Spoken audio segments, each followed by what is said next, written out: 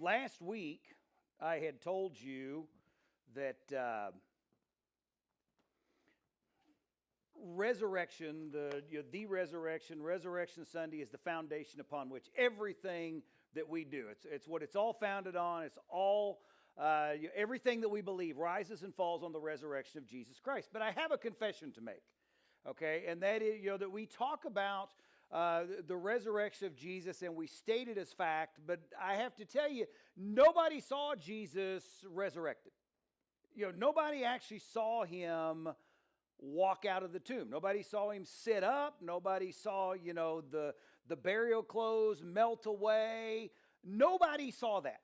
Okay, so I just want to be completely honest about that fact, because, the truth is that all an empty tomb proves is that there's an empty hole in the ground.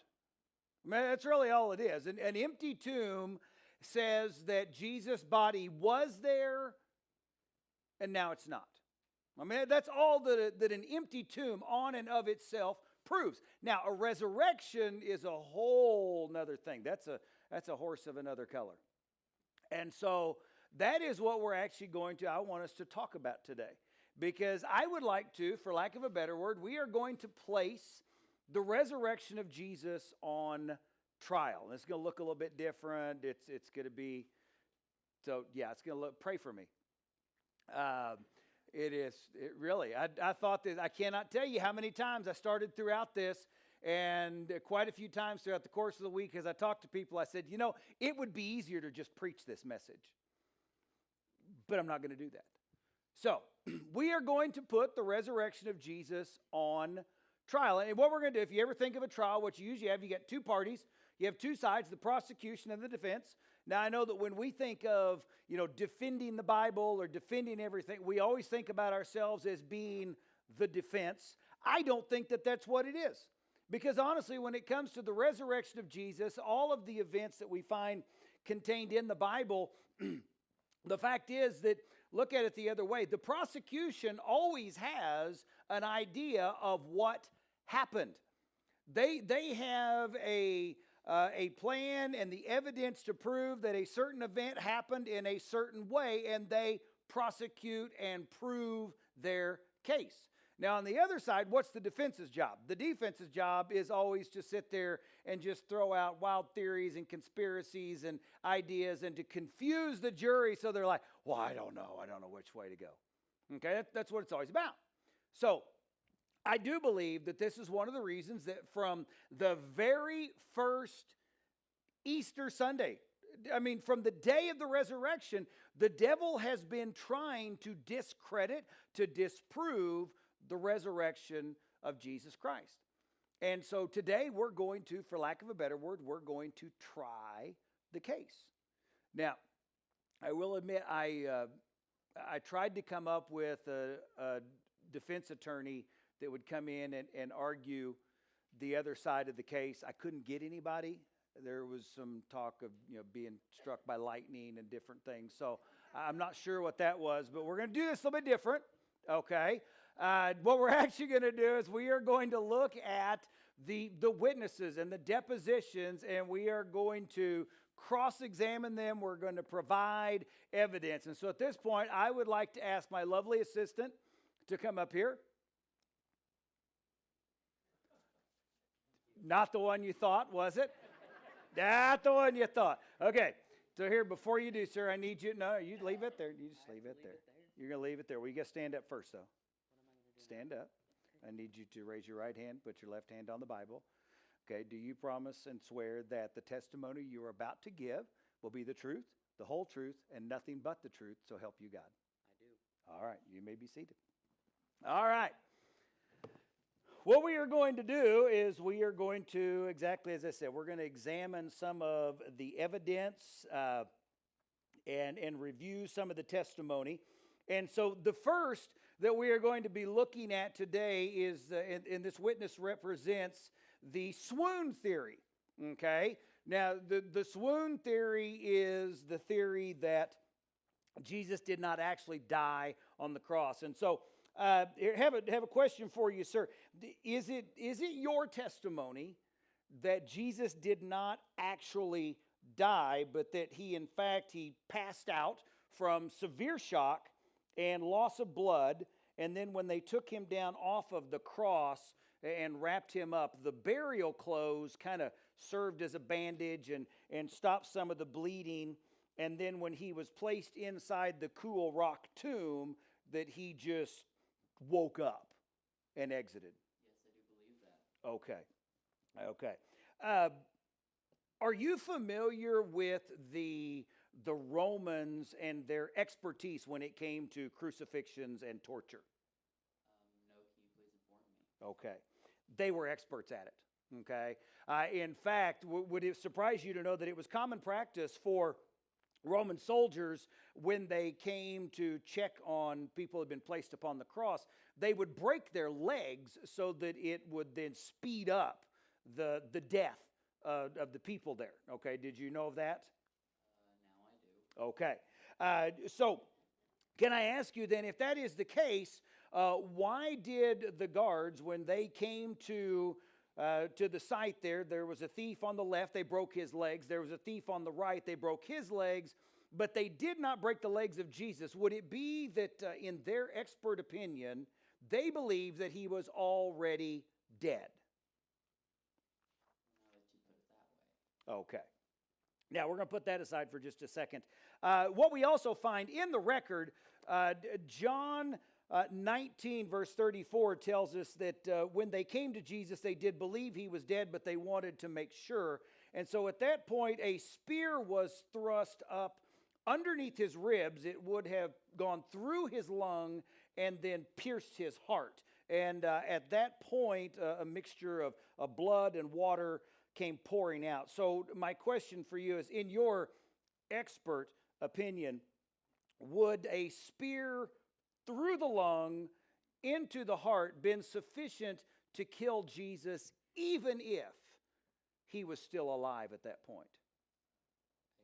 I guess. Okay. So at this point, Jesus' body was taken down off of the cross, and it was prepared for burial. Okay. Now, are you familiar with burials in the first century and what they would do in Jerusalem? No, I am not. Okay. Just so you know, they would wrap the body in linen burial cloths and then cover it with spices and such. And the purpose of that was so that the body wouldn't stink as it decomposed. Actually, as we look, and in John 19, a little bit further here in the record, it shows that actually there was nearly 75 pounds of spices that was used to wrap up the body of Jesus. So I want to make sure that I've got this right. It's your testimony that Jesus survived the beating, that he survived the crucifixion. He then survived having a sword shoved under his ribs, through his lung, and into his heart. And then after he was taken down, he was still alive. They wrapped him in 75 pounds of linen and spices and placed him in a tomb. And over the next few days, he didn't suffocate from that. Is that your testimony? No comment. Okay. I'm curious, though, for the record, can you cite any examples of any time that anyone else, even someone who had not gone through everything that Jesus had endured, has in fact been wrapped up tightly, placed in the tomb, and not suffocated over the course of a couple of days? No. Okay. But at this point, your theory is that you believe then he woke up from this state of shock, unwound himself from the burial cloths all by himself, and then in his extremely weakened condition, he was able to get up to roll a 2-ton stone away from the opening of the tomb, from the inside, no less. And then with no element of surprise whatsoever, he was able to either overpower or to elude the guards and escape. Is that your testimony? It was. Okay. Members of the jury, do you find any viable evidence that supports this theory that Jesus simply swooned on the cross, that he survived the beating, that he survived the crucifixion, that he survived having a spear shoved under his ribs, through his lung, into his heart, that he was then wrapped tightly in 75 pounds of linen and spices. He was placed in a tomb. A 2-ton stone was rolled in front of it, but in his shape, he was able to unwrap himself, roll away the stone, and then have the wherewithal to escape, and no one saw him. Yeah, no. That theory doesn't hold water. And so I would say we need to soundly reject that theory. That's all I have for that witness. But now we have another, which is still you. Okay. The next witness to testify is the theory that they all went to the wrong tomb. Okay. Now, we've already established, I believe without any doubt, that Jesus was in fact dead. Okay. Now, the records tell us that Jesus' mother, Mary Magdalene, as well as some other women, that they went on Sunday morning, they discovered that the tomb was empty. And then that after notifying the disciples of their discovery, Peter and John ran alone. They ran to the tomb and found it in the same condition, empty. Okay? And so I'm curious, is it your testimony that Jesus' mother, Mary Magdalene, Peter and John, as well as some of Jesus' other followers, all went to the same wrong tomb where they found where a body had been, and then the burial clothes were discarded and laying there? Is that what you would have us believe? Yes, that is. Okay.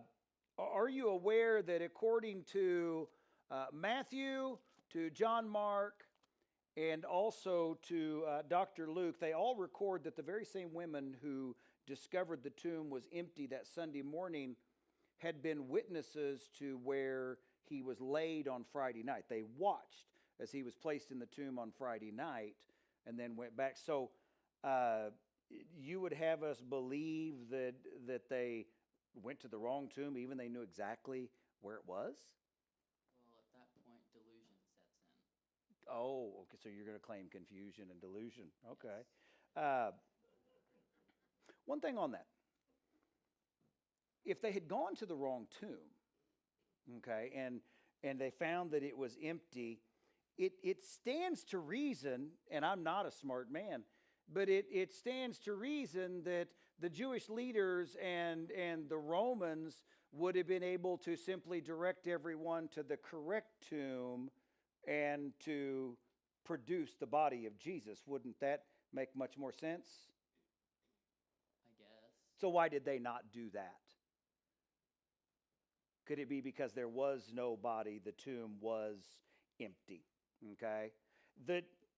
Ladies and gentlemen of the jury, if the witnesses had in fact at different times gone to the same wrong tomb, which seems quite unbelievable, the fact remains that the body of Jesus was still in the original tomb, which means that the Jewish leaders, which means that the Romans could have then rolled away the stone, produced the body, and all of the speculation would have been gone. Correct? Reject this theory. It does not hold water. The next witness that we have is the witness that represents the theory that suggests the disciples stole the body. They stole the body. So it's your testimony that you believe the disciples who weren't willing to defend Jesus when he was arrested snuck out on the Sabbath, overpowered the guards, rolled away the stone, and then stole the body of Jesus to make it look like he had been resurrected. Is that your testimony? I mean, the disciples would have had to work out, so that is my testimony. Please, just yes or no, sir. Is that your theory? Yes. Are you aware? Wish we had a judge. Could I ask for permission to treat the witness as hostile? No, May I call for a recess? okay. Okay, are you aware that 11 of the 12 disciples died a martyr's death, never wavering from their proclamation that they had seen, touched, walked, talked, and ate with the resurrected Jesus, and that the one who was not killed was actually exiled to the island of Patmos. This is the Apostle John, because of his same declaration of the same thing, his same proclamation. And so I want to make clear, your testimony is that the disciples of Jesus stole the body of Jesus, they hid it, and then they went out and they spread the story of his resurrection in order that they could establish a new religion. Is that your testimony? Yes, that is. Okay, so can you tell me how many of the believers of Jesus, not just the apostles, but the other followers who would have been aware of this hoax, who would have known that this was a lie and the body had been stolen, how many of them recanted their story of seeing of Jesus being resurrected after the fact? I believe none would be the correct answer. Sadly. Okay. So it's interesting. You've laid out this theory, but there's not a single person who would have known about this hoax who turned around and changed their story after the fact. Yeah. Are you familiar with Watergate, sir? No, please inform me. Okay. Watergate was a political scandal that boiled down to 12 of the most powerful men in the world who could not keep a lie for even 3 weeks. Yet you are going to tell me that you believe, and we should believe, that 12 apostles who had no political power, I mean, they were peasants, fishermen, and other believers kept a lie for more than 40 years, never recanting, in spite of being beaten, tortured, imprisoned, and even executed for that lie. It's a bit of a stretch, isn't it? Now that you put it that way. Yeah. Ladies and gentlemen of the jury, they would have you believe that the body of Jesus was stolen, that accounts for the empty tomb, but they can't produce any evidence to prove that fact. There's nothing that can prove that point. And the fact is that it runs, even the witness has admitted that the apostles' reaction runs counter to human nature. The fact is, we are all aware that it is true, and I will gladly admit that there have been men who have been willing to die for a lie that they believe to be truth. But for not just one, but for numerous, to die for something that they knew was a lie is beyond the pale. The theory doesn't stand up to scrutiny. Now, at this point, we're done with that witness, but he's going to stay here. I want to direct your attention to the issue of the appearances of Jesus over the next 40 days. Are you aware that over the next 40 days, the written record shows that more than 10 times the resurrected Jesus was seen over a 40-day period? Were you aware of that? Yes, I was. Okay.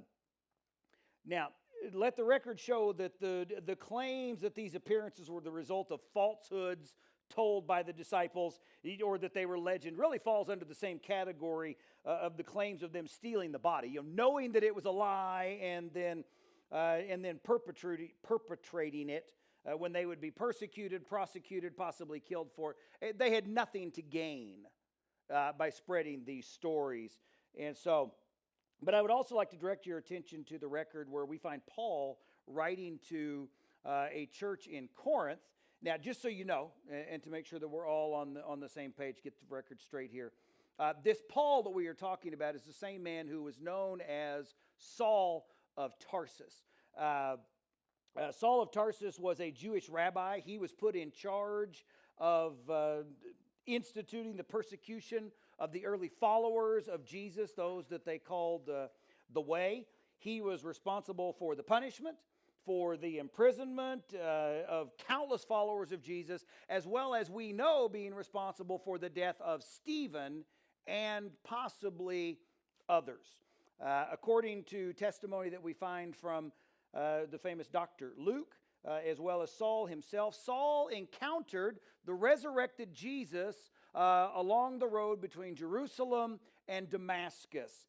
And at that point, he became a fully devoted follower of Jesus, a fully devoted follower of what's known as the Way. He changed his name from Saul to Paul, and he changed his entire purpose for life. He changed his allegiance and his loyalties, and he set about spreading the gospel of Jesus Christ. In fact, it was this man, known as the Apostle Paul, who set out around the Mediterranean rim, and he began planting Christian churches all around that rim. In fact, and then in a follow-up letter to one of these churches, we find a creed that I would like for us to examine. Now this letter was written probably between 55 and 57 AD, okay? Excuse me. And in this letter, 1 Corinthians 15, beginning in verse 3, it says, "For what I received I passed on to you as of first importance, that Christ died for our sins according to the Scriptures, that he was buried, that he was raised on the third day according to the Scriptures, and that he appeared to Peter and then to the 12. After that, he appeared to more than 500 of the brothers at the same time, most of whom are still living, though some have fallen asleep. Then he appeared to James, then to all the apostles, and last of all, he appeared to me also as to one abnormally born." Now, according to travel records that we have obtained, the last time that Paul had visited this church in Corinth would have been probably around 51 AD. And he says here that what I received I passed on to you. So it makes sense he would have delivered this creed to them on that prior visit, so around 51 AD. Which also makes sense that this creed was in place and being used widely in Christian churches prior to that point, correct? Yes.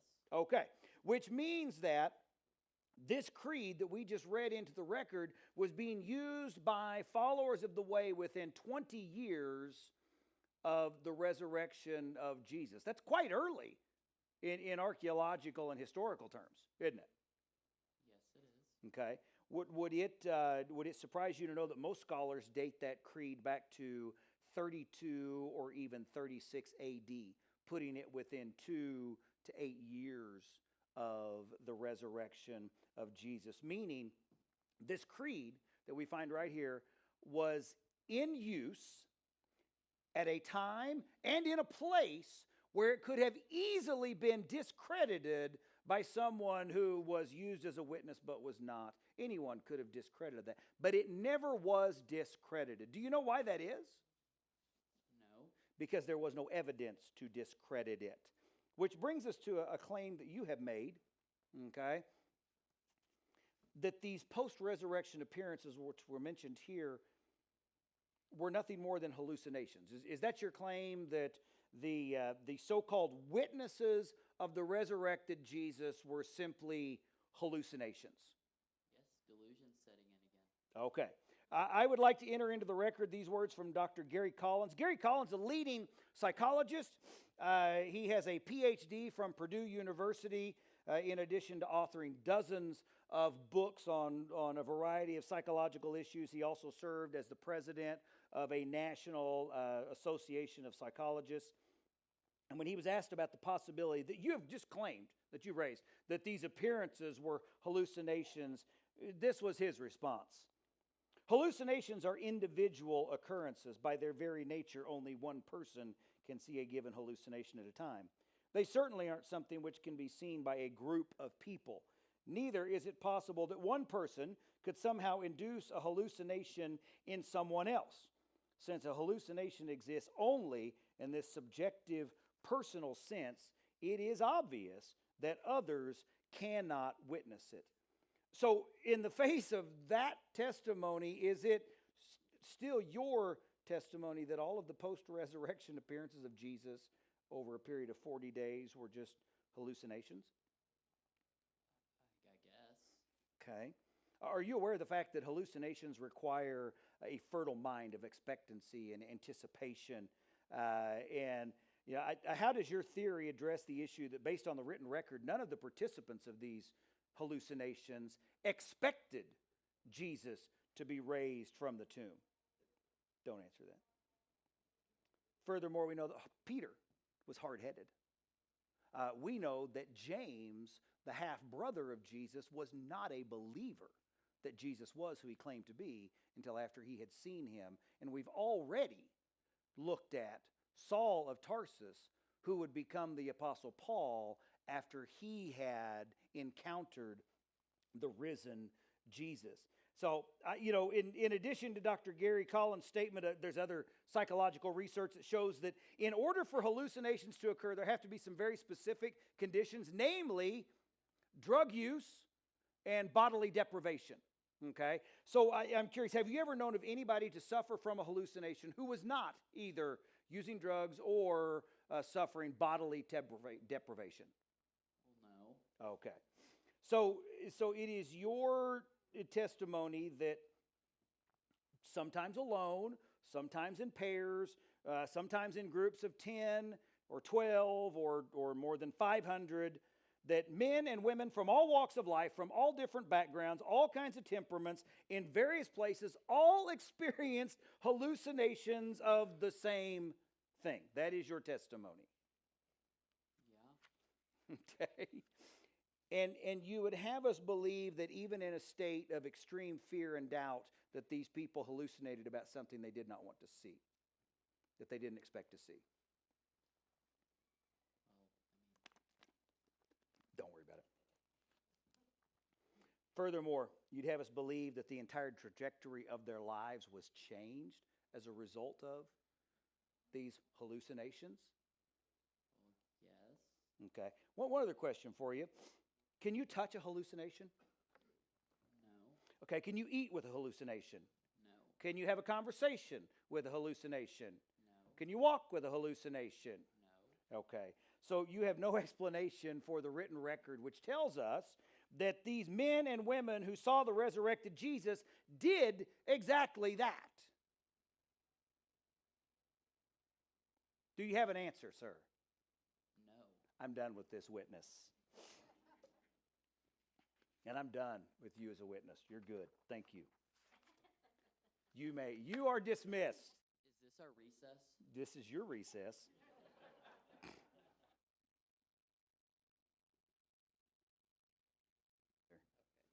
In conclusion, and I know usually the defense goes last, but in this case the prosecution is, I would like to present the prosecution witnesses. Okay? What we know is that over the 40 days after his resurrection until he was seen by his disciples ascending up to heaven, Jesus was seen and interacted with and encountered by more than 518 eyewitnesses. Sometimes alone, sometimes in groups of 2, 10, 12, even more than 500, all of which could have been talked to and questioned. I would love to be able to bring all these witnesses up and sit them in that chair, and we could interview them and get what they saw, to hear what they saw, to hear what they ate, to hear what it was like to touch Jesus, to walk with Jesus, to talk with Jesus, what it was that he said and the conversations that they had. But I made a commitment that we would get done today. If we were, though, to listen to them, and this were to be the final thing that was laid before you, if we were to have those witnesses come up here, each of them would speak for 15 minutes to lay out their testimony. That's all they would have. We would start at 8 a.m. tomorrow morning with you making a commitment to be here until 9 p.m. that night. We would take 1 hour for lunch, okay, so just 12 hours, okay, no other breaks, but we'd bring the witnesses in and they would give us 15 minutes of testimony, okay? And each of them would come up and would tell us what they had seen, what they had heard, what they had done, what had been discussed, what they had eaten. Every bit of this tell you their story of what happened when they saw Jesus after the tomb was empty and before he was ascended to heaven. And that would mean that we would be here all day Monday from 8 a.m. until 9 p.m. And then Tuesday and Wednesday, Thursday, Friday, Saturday. Obviously, we're going to take Sunday off. And then we'll be back on Monday, Tuesday, Wednesday, Thursday, and Friday. And Friday at about 6:30 p.m., you, the jury, would be given the case to decide your verdict.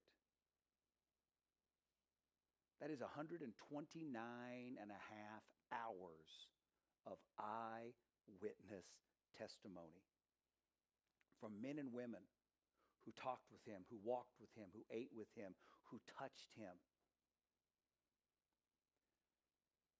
My question for you is as we come to our time of decision, and this is something that you have to do, is if I'm giving you the verdict, okay? And I know that when we start talking about a verdict, we talk about whether we are going to say that someone is, guilty or innocent, that you're somehow making a judgment. But here's the deal. As you examine the evidence, you've listened to the theories, you've listened to their witnesses. They have no evidence. They have no proof. It's not even that they don't have evidence and they don't have proof.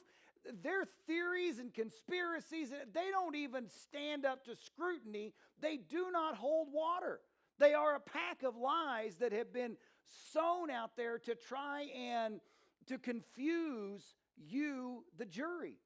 But the fact is that the written record tells us exactly what happened. That Jesus was crucified.